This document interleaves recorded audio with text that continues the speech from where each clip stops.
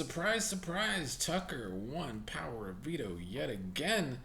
We're 4 weeks in a row where a nominee has won a veto, which I guess would happen when there's three nominees instead of two nominees, but it is still nice to see. Where Tucker is concerned, the question of course lies in will he use the veto on himself this week, unlike last week? I'd like to think he's learned his lesson from last week. He says he has, and he's going to use the veto on himself.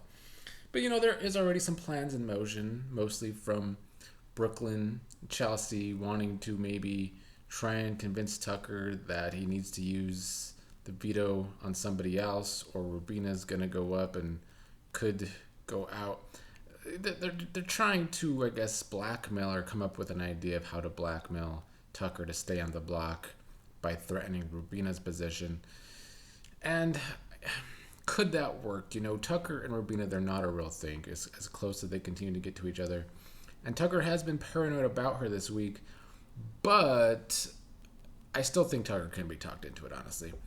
He has been closest to Rubina this whole game, really. I mean, I think he's felt close to Joseph, too. He really thinks he has Joseph in his pocket, which he really doesn't. But I think he could easily be talked into staying on the block to save Rubina. I don't know if they'll actually go that far, though. There are people like Joseph who want to just make this an easy week. Just let Tucker take himself down, put up Rubina, and then either Rubina or MJ go home, according to the collective. Cedric volunteering for the block does still loom large here. Could he be in trouble if the nominees come down to he and Rubina? I think it could get sticky, but I think he would still be safe. I don't know if they would have the numbers to get him out. It is T-Core and Kimo, I think, that are continuing to try and want to save Rubina, which is smart for their game.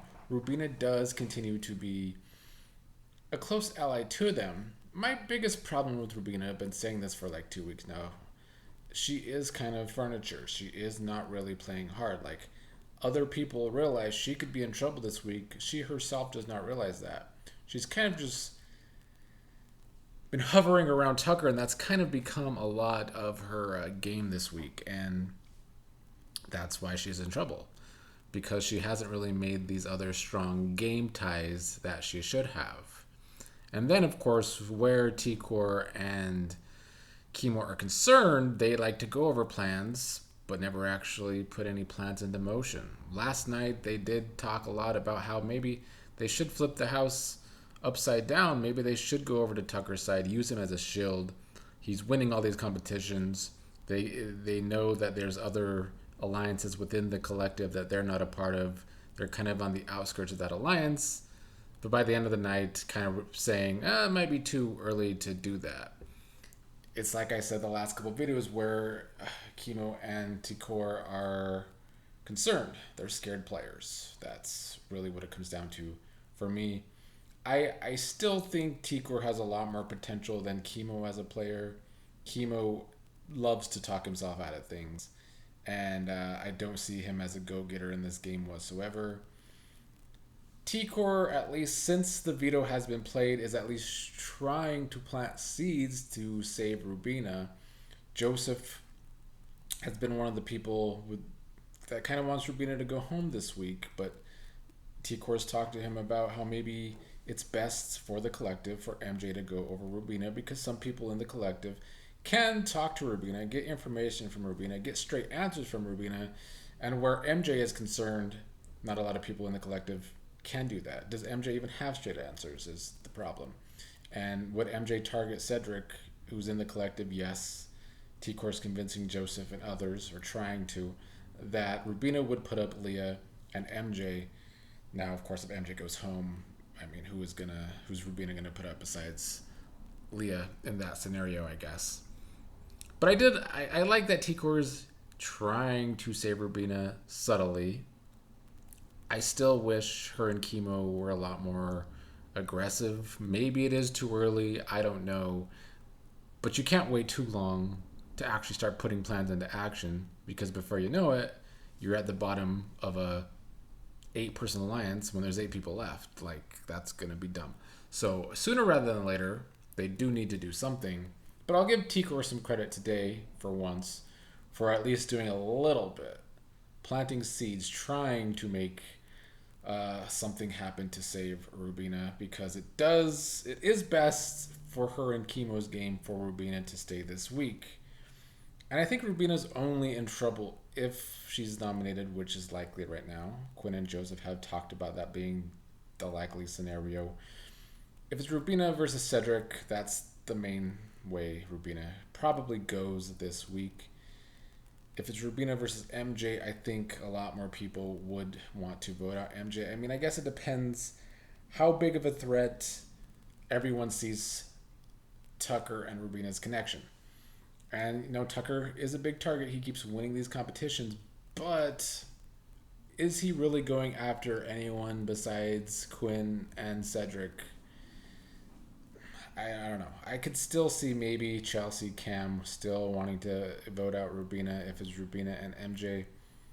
But I don't know. Chelsea can really do whatever she wants right now. Tucker said alone on the camera that he's carrying the team, this imaginary team of his, that he's carrying the team on his back. And he is by winning competitions. But also Tucker and Angela are definitely carrying the entertainment of this season on their backs. But Chelsea is literally the only person carrying this season's strategy on her back, because these players suck at the game. And I think Chelsea, as I said last night, the only good, well-rounded player in that house, and I'm going to continue to give her credit. Just watching her continue to be able to talk to everyone. She does it in a way where she gets info from people, gives people a little bit of information back to seem like she's working with everyone, but is always in the know. People realize she's in the know, but they think they're all working with her. She has a really great social game in that respect. I do wonder when T-Core thinks she needs to make a move on Chelsea, because T-Core is probably the best person at reading how people play these games. She's been in conversation with Chelsea where Chelsea is clearly lying to other players and doing a damn good job of it. But I think T-Core and Chelsea will continue to be close for the foreseeable future, because why wouldn't they? They do talk good game together when they do.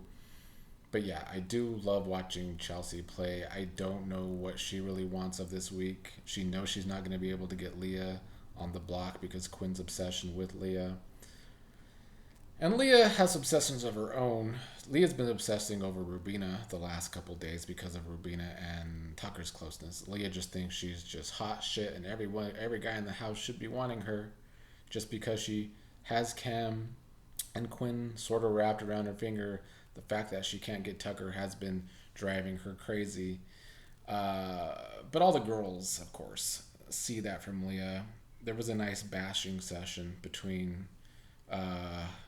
Chelsea, T-Core, and Rubina about Leah and MJ and how they're not just good socially at this game, at least where the women are concerned. MJ's not really good with anyone.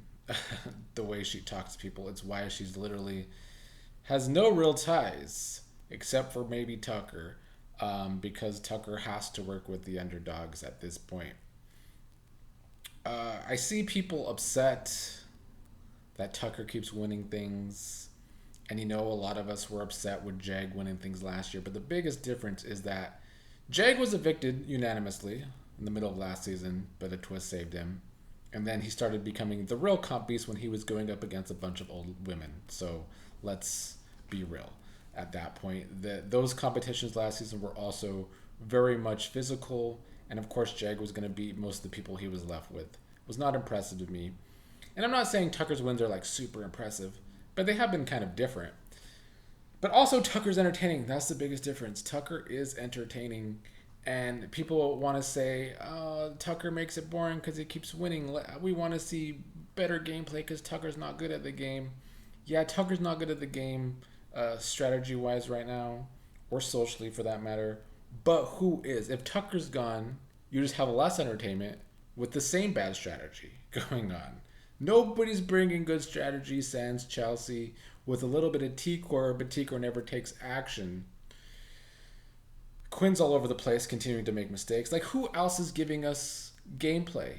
Cedric has been making stupid decision after stupid decision these last 2 weeks. Once his HOH, now volunteering himself on the block. Again, Now he's in trouble because he couldn't beat Tucker. And if Tucker uses the veto on himself, like he should, but he might not, then Cedric does look dumb there too. So yeah, we're not getting this epic gameplay if Tucker goes home. It's just going to be less entertaining with the same bad gameplay. So for me, I hope Tucker uses the veto on himself so he could stick around a little while longer. Tucker is really giving Janelle energy, as I saw somebody else say on Twitter. It's very much true. Janelle in her early seasons, of course, loved to talk her shit and then backed it up winning competitions. That's what Tucker's doing now, and I've been enjoying watching it play out, even though his strategies and social game are a mess, but it's another reason why he is so entertaining. So we'll see what the not so secret HOH Quinn ends up doing. Um, right now, as I record this, Rubina is probably the renom. I speculated yesterday, will Quinn have this idea that Cedric needs to go this week? Because Quinn is the one that planted all these seeds in the first place against his own Pentagon alliance this early in the season. So who knows? A lot more can happen, but Tucker's has the veto. Will he use it? We'll find out. Well, will he use it on himself? We'll find out.